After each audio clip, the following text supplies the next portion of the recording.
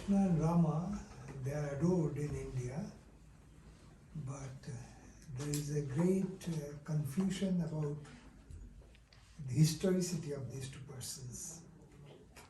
You see, there are some you see, calculations. I think the standard calculation in India for Krishna is 5249th.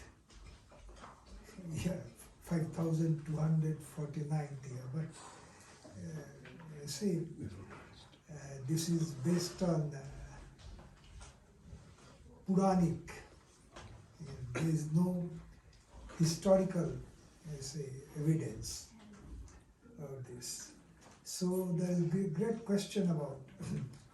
Anyhow, Stabdhi Kritya Pralaya Kalitam Bahubothan Mahantam Hitvarapting Prakriti Sahajam Andhatami Sramishram Geetam Shantam Madhuramapiyas Simhanadam Yagarya Soyam Pratita Purusha Rama Krishnastidani. This is a part of a hymn composed by Swami Vivekananda. He is saying here, he who quelled the terrific noise of the battlefield and put to an end the ignorance which was in the mind of Arjuna, so that renowned soul is born in this age as Ramakrishna.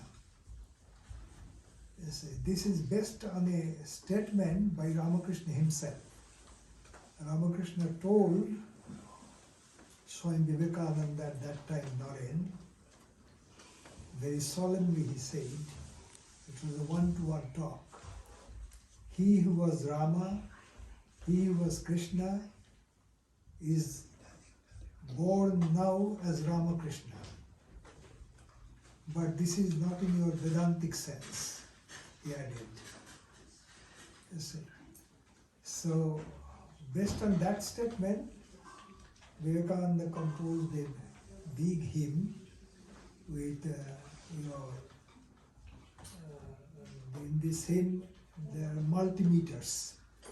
It is not a single meter. So this is a part of that.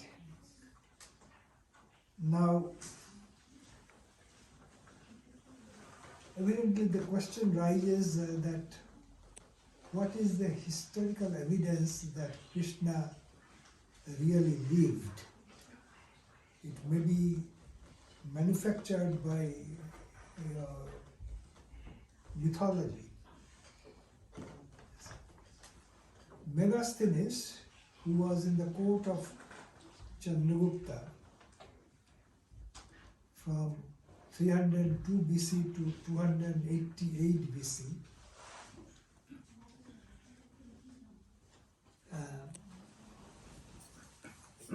he wrote a book on India. This book, of course, you see, though important in many respects, first of all, this book is not to be found now.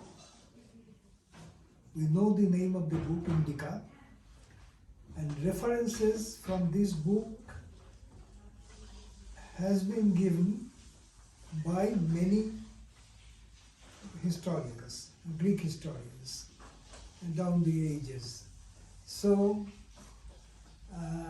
we know that such a book existed and we know something about it, what is there in that book. Now, Megasthenes saw India with his bias of the Greek mind, that means he was imbued with Greek mythology himself. So many things of Indian history, he mixes it with the Greek mythology. So,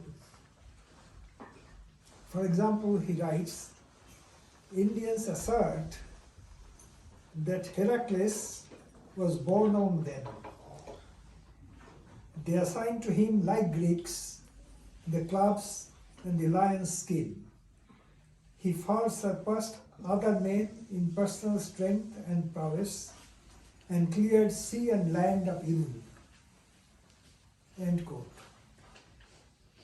Heracles was a hero figure in Greek, and the name has been changed in the Roman civilization as Hercules, Heracles.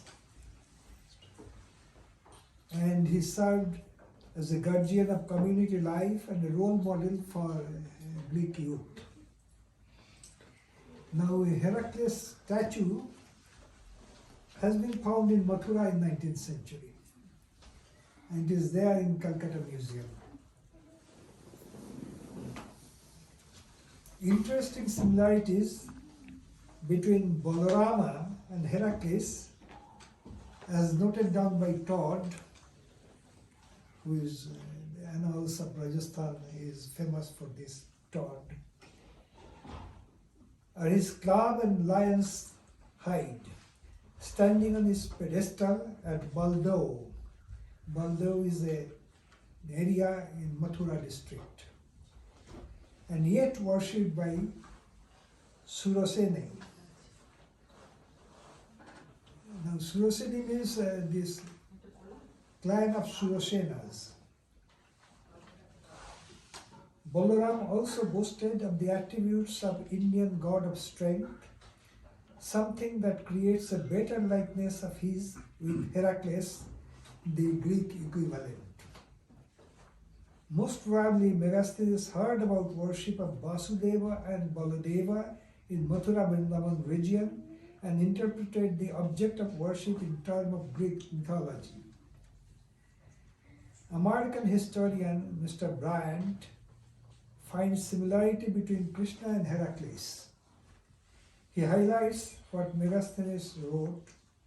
Saurasenai is a term used by Megasthenes, are people who specially worshipped Heracles in their land.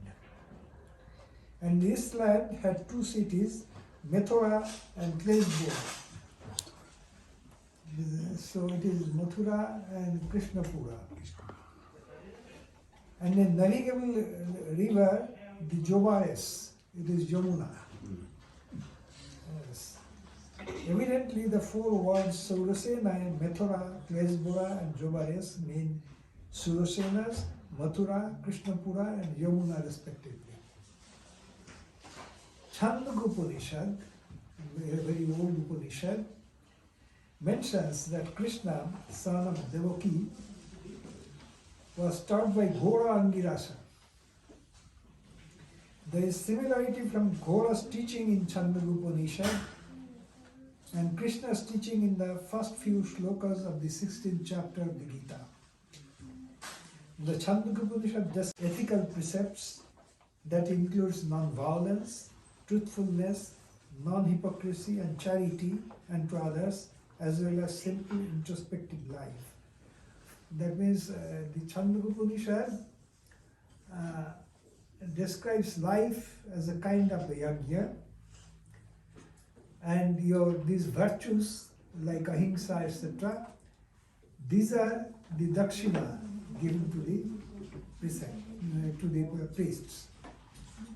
So this allegorical use of yajna we find much in the Bhagavad Gita. So that is another similarity. Again, the said Upanishad says that Ghora told Krishna the following: at the time of death, a person should repeat these three mantras.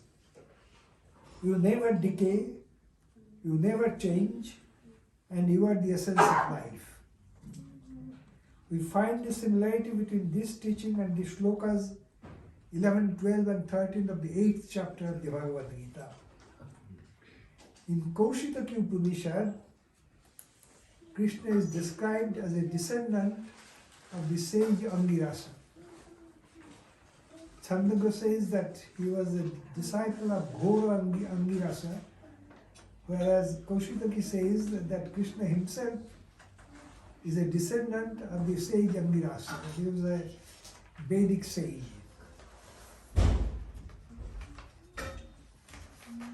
Now, in the Buddhist book called Nirdeshan, they talk about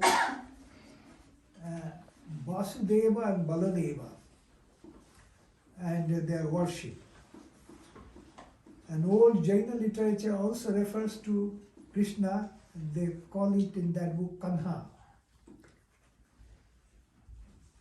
So Sri Krishna was a historical figure. Since Upanishads are mentioning it, he was, he was born as a man, he lived on earth. He is not just manufactured by mythology. And he belongs to the pre-Buddhistic era. Sri Ramakrishna, in one of his mystic visions, saw his disciple named Rakhal, the would-be Brahmananda, dancing with Krishna on a lotus in bloom on the Kalindi river. Chaitanya Deva saw the divine sport of Vrindavan in mystic vision and asked his disciples to clear the forest and restore Vrindavan. These visions of Krishna lend credibility to the historicity of Krishna.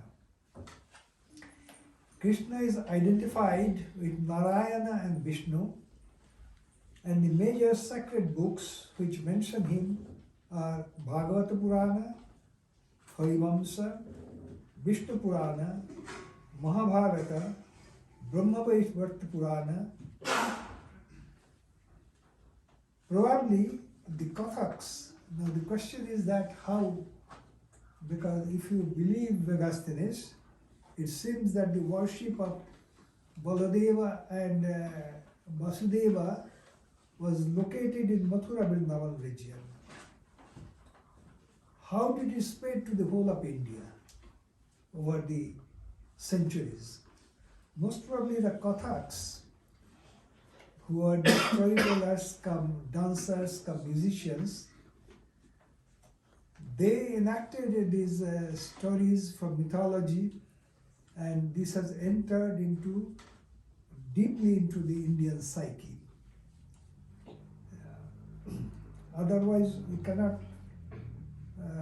know how from Mathura, Vrindavan region, it has spread to the whole of India, the Krishna cult.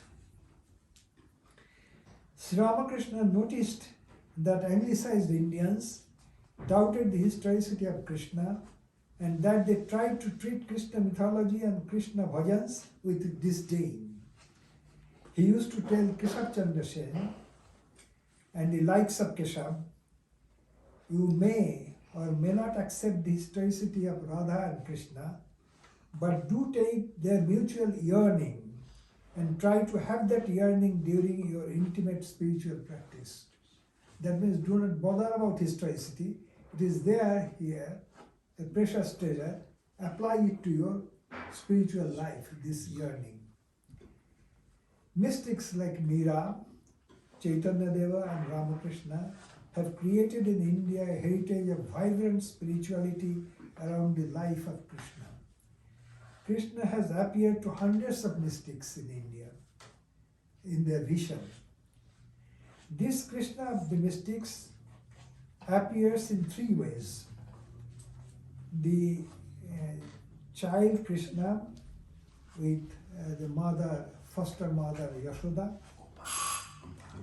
That is one of the themes that is in which mystics see him. You say, Krishna with Gopas and Gopis of Vrindavan, and Krishna is the teacher of Arjuna.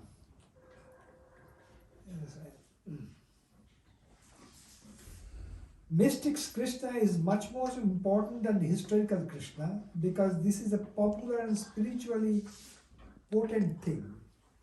Japa of Krishna's name and meditation on his form or on his divine sports can raise human beings to the divine level.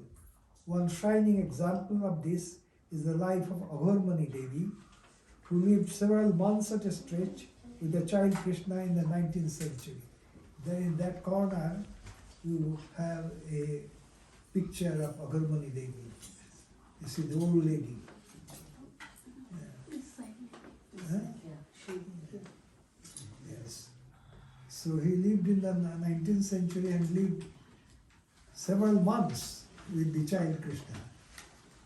Child Krishna not only appeared momentarily, he lived with her for months. You see. So this is what we know about Krishna. You see. Now I shall begin puja, and Rama will conduct your songs and chants, etc.